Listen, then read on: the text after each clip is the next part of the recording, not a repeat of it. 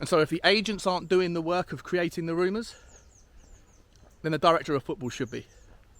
Because just like with Manchester United and David Raya, the absence of those rumours means that there is no bidding war, and means that there is no rush, and it means that any club that does come in knows that in all likelihood they're the only players, or they're the only clubs rather, who are making those interests known, and therefore have all of the weight and the wind in their sails in the negotiations.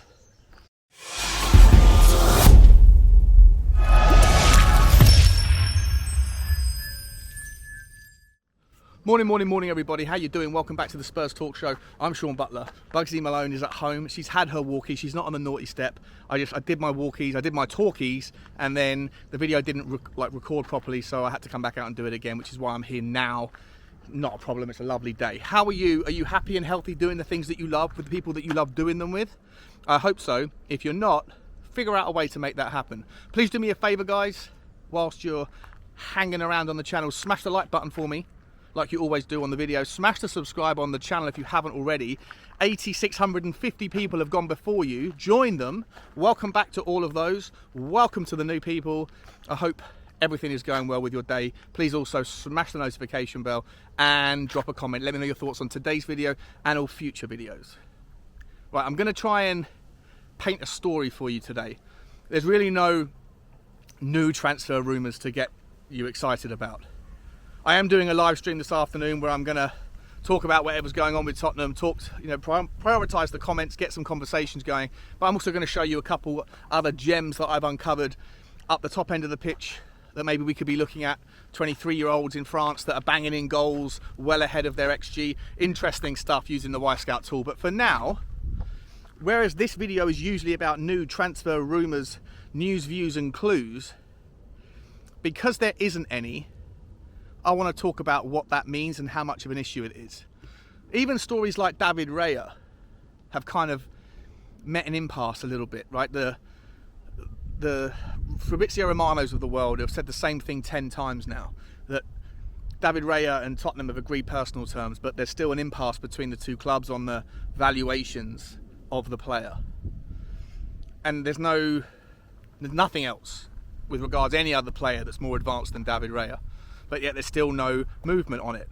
And it's a frustration, but where I want to use it as an example is why what's happening in this story should be happening elsewhere, and it's not. And I'll come to that in a moment. But the David Raya story currently has, in the background, Manchester United are still circling. They haven't officially approached Brentford, allegedly. Chelsea are still circling, although they haven't officially approached the agent, allegedly. But the rumours in the press are that Manchester United and Chelsea are circling.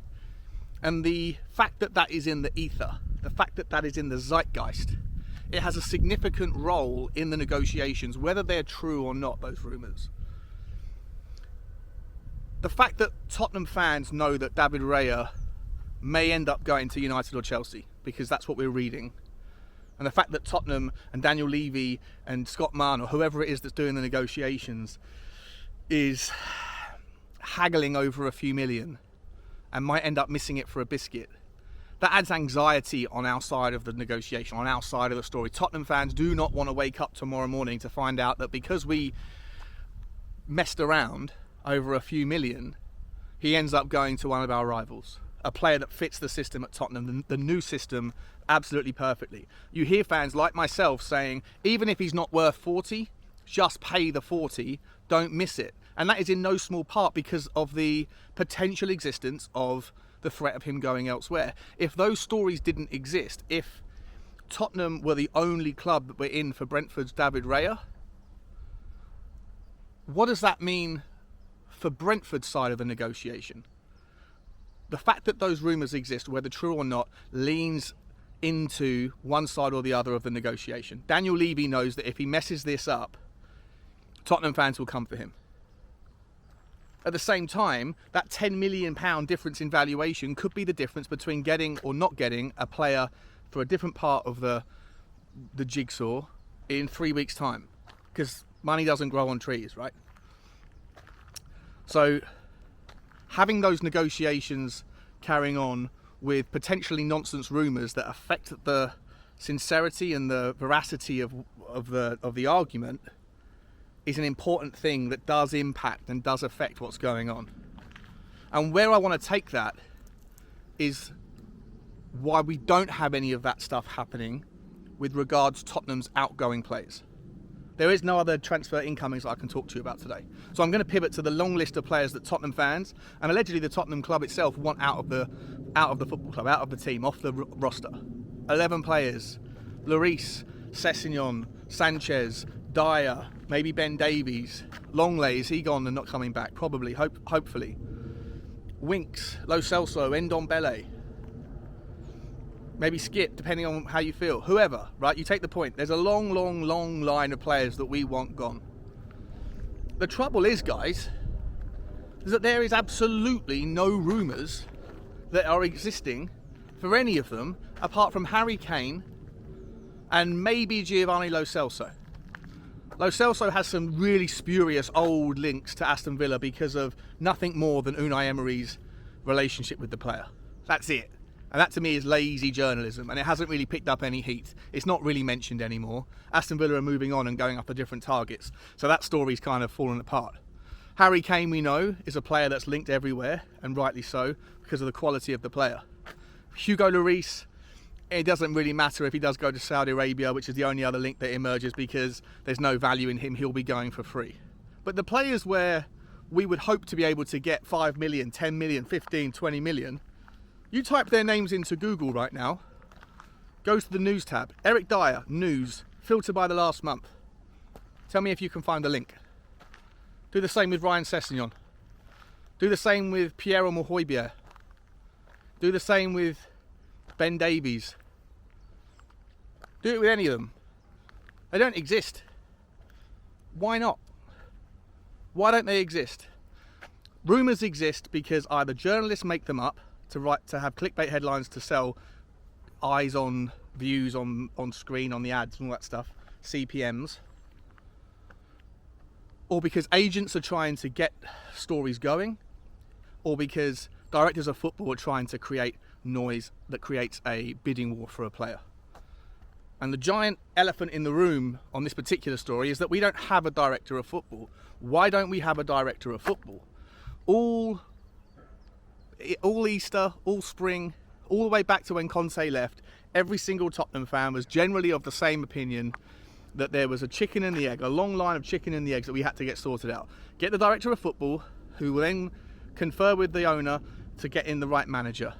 Then the two of those guys can sit down, run their eye over the squad, work out who they want, who they don't want, then look at the players returning from loan, work out who they want, who they don't want, and then put up a list of people they want out of the club, and then draw up a list of players they would love to have brought into the club.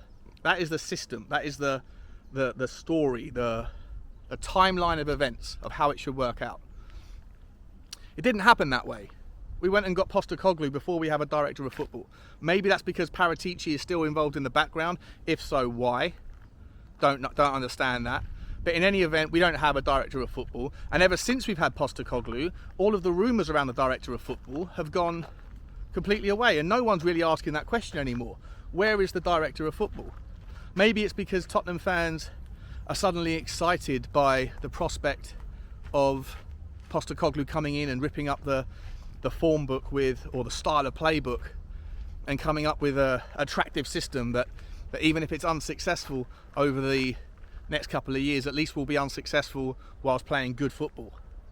It's a start, it's a stepping stone in the right direction, which is fine. Other people are suggesting that Postecoglou doesn't need a director of football, that he's so good with his eye for talent that he can identify the players that he needs and then go and get Daniel Levy or Scott Munn to go and organise those things, go and negotiate, which is fine as well. But you don't want Postecoglou having to waste precious time when there is so much to do being involved in the outgoing players' transfers. He should just draw up a list and say, I don't want this, this, this, this, this and this. I don't need them. Hand that over to someone to go and get rid of them. And that person should be the director of football. If it's Daniel Levy who's doing it, then there's a massive problem because that guy always overvalues players that are on his books and undervalues players that aren't. And if it's Scott Munn that's doing it, well, what do we know about Scott Munn? Not a hell of a lot when it comes to his specificities of a director of football role. The only thing we do know is that his experience in working with European football and therefore dealing with European clubs is non-existent. He has no relationships. He has no, like, a black book of his mates that he can pick up the phone to and start those conversations. They're cold calls rather than warm calls. All of those things add time, unnecessary delays to the process of trying to get players off the books. It's a concern for me that there are absolutely no rumours that are out there. When you type those names into Google, it's a real concern that there are no rumours. And why would there be rumours that are started by the agents?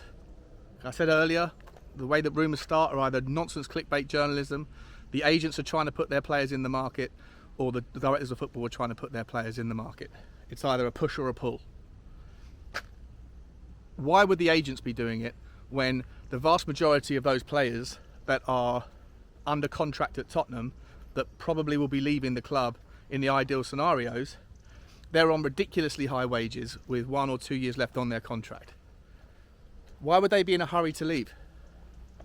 If they leave and go somewhere else, they're not going to get a nice juicy sign-on fee like they will do when their contract expires, and they'll inevitably have to take a 50% pay cut in most of the circumstances in order to move on anyway. So where's the motivation for them? Where is the motivation for Davinson Sanchez, his agent, to start rumours?